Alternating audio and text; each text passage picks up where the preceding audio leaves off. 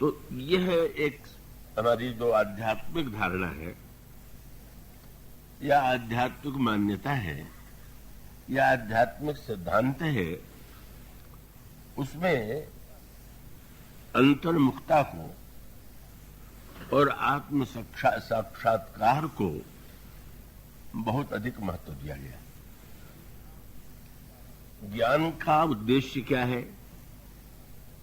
तो ज्ञान का उद्देश्य है कि व्यक्ति जो है, जो दृश्य प्रपंच है या जो संसार दिखाई दे रहा है, उससे अपने आप को अलग करे और विचार पूर्वक यह निर्णय करे कि ये जो वस्तुएं दिखाई दे रही हैं, इसमें कितना सार है और कितना निस्सार है, और उसके पश्चात वो निस्सार को, जो असद है, मिथ्या है, निस्सार है, या जो तत्काल प्रारंभ में सुखदायी प्रतीत होते हैं विषय, परंतु में जो कष्टदायी है, वो उनका परित्याग करता है। और उस स्थिति का नाम ही है वैराग्य। माने जिन संसार की वस्तुओं में लोगों का राग है, तो स्वाभाविक है कि जिसमें हमारा राग है, हम वही पाने की चेष्टा करेंगे। तो आत्म तत्व, ब्रह्म तत्व का साक्षात्कार करने की इच्छा तो तभी उत्पन्न होती है जब व्यक्ति को बाहर कोई ऐसी वस्तु न दिखाई दे कि जिसको आवश्यक हो, देखना आवश्यक उसे के लिए हो, या उसकी ओर राग है। इसलिए रामायण में वह वाक्य पढ़ते हैं कि ज्ञान की होई विराग बिनु, कि जब तक वैराग्य नहीं होता तब तक व्यक्ति के जीवन में ज्ञान का उदय नहीं होता। तो अब जब कोई व्यक्ति बाहर के दृश्य को, प्रपंच को मिथ्या मान लेता है, तो वो अंतर्मुख हो जाता है। चाहे साधारणतया ध्यान के द्वारा या और भी व्यक्ति जो है केवल बाहर नहीं भीतर देखने की चेष्टा करता है। और इसको महर्षि पातंजल जी ने कई श्रेणियों में बांटा है। उन्होंने उसको कहा ध्यान, धारणा, प्रत्याहार और समाधि। तो ध्यान, धारणा, प्रत्याहार और समाधि का सरल अर्थ ये है कि आपको जो वस्तु प्रिय है उनका ध्यान आपको करना नहीं पड़ता, वो तो अपने आप होता है। संसार के लिए कोई माँ अपने पुत्र का ध्यान करने के लिए आसन बिछावे और एकाग्र होकर के ध्यान करे, ऐसा नहीं होता। आपका अपने परिवार में, अपने प्रियजनों में, पत्नी का अपने पति में या पति का अपनी पत्नी में जो उसका चिंतन होता है, वो भी ध्यान है। तो ये जो ध्यान है जो अपने आप होता है, इसके स्थान पर जब व्यक्ति ये निर्णय कर ले कि नहीं, ये जो ध्यान आता है उसके स्थान पर हम जो ध्यान करें वो ध्यान आवे, तो उसका फिर स्वाभाविक संकल्प होता है कि हम उन वस्तुओं का ध्यान अपने अंतःकरण से दूर करेंगे, निकालेंगे।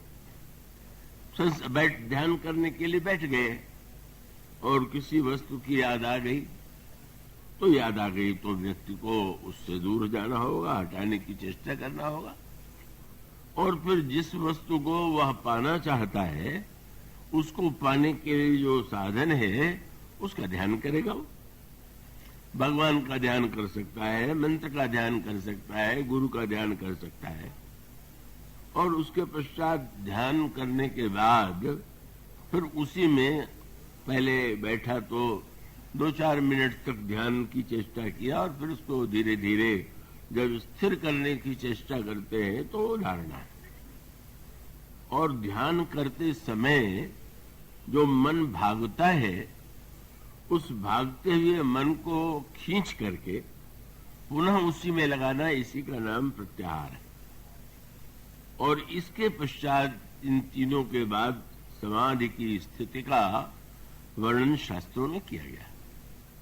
अब उसको इतना वो जटिल प्रसंग है कि उसको बहुत विस्तार से कहने की आवश्यकता नहीं है, किंतु उसका अभिप्राय ये है कि ये तो मन का संदर्भ था, फिर बुद्धि और फिर चित्त और फिर अभिमान, इन सब का शोधन हो जाता है जब इनको हम बहिष्कृत कर देते हैं, तिरस्कृत कर देते हैं, जब हमारे अंतःकरण में इनका स्मरण शेष नहीं रह जाता, तो वही समाधि की स्थिति।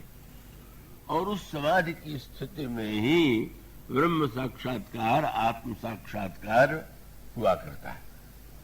इसी को कहते हैं अपने स्वरूप का अनुसंधान और अपने स्वरूप में स्थित हो जाना। व्यक्ति रूप में उलझा हुआ है, यह संसार का नियम है, और रूप के स्थान पर जो स्वरूप वस्तुतः रूप है, वह स्वरूप क्या है, इसका चिंतन समाधि है। अब यह जो समाधि की स्थिति है, यह तो ज्ञान की दृष्टि से सर्वोच्च स्थिति है, जिसमें ब्रह्म का साक्षात्कार होता है। किंतु प्रश्न यह है कि यह जो आत्म साक्षात्कार है, ब्रह्म का दर्शन है, वह श्रेष्ठ है कि परोपकार श्रेष्ठ है? क्योंकि परोपकार करने की बात तो तभी आप करेंगे जब लोगों को देखेंगे, और लोगों में कौन कष्ट में है, कौन दरिद्रता से या शीत से या कष्ट से व्याकुल है, आप उसको मिटाने की चेष्टा करेंगे। तो जो भीतर चला गया उसे तो बाहर दिखाई नहीं दे रहा। अब वो एक ऐसी ऊंची स्थिति में पहुंच गया कि जहां पर संसार का या संसार का चिंतन रह ही नहीं गया। अब यह जो महानतम स्थिति है, इसमें भी स्व है पर स्वार्थ नहीं है, स्वरूप है। तो ये तुलना यदि की जाए कि व्यक्ति को अपने स्वरूप में स्थित होकर के ब्रह्म का, आत्म तत्व का साक्षात्कार करना चाहिए कि परोपकार करना चाहिए। जब आप परोपकार करने चलेंगे तो आपको लोगों का कष्ट भी दिखाई देगा, अभाव और पीड़ा भी दिखाई देगी, और तब बहुत सुंदर प्रसंग आता है मानस के प्रारंभ में।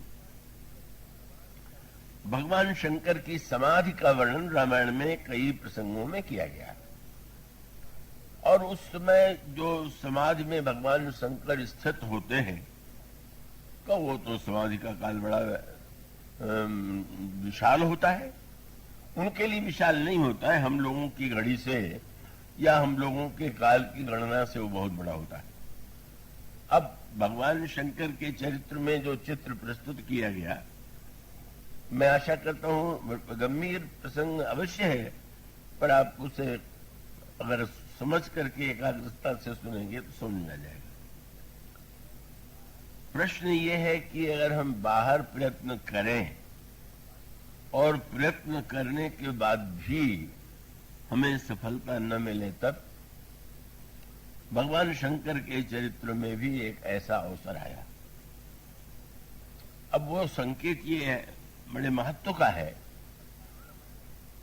कि जो कथा श्रवण है, ये क्या है?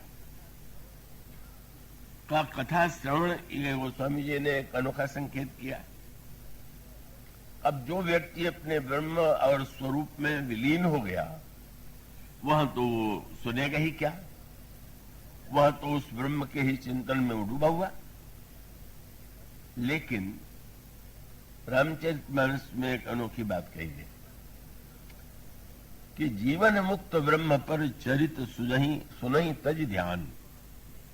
जो जीवन मुक्त महापुरुष हैं, वे भी कथा श्रवण करने के लिए ध्यान को छोड़ देते हैं।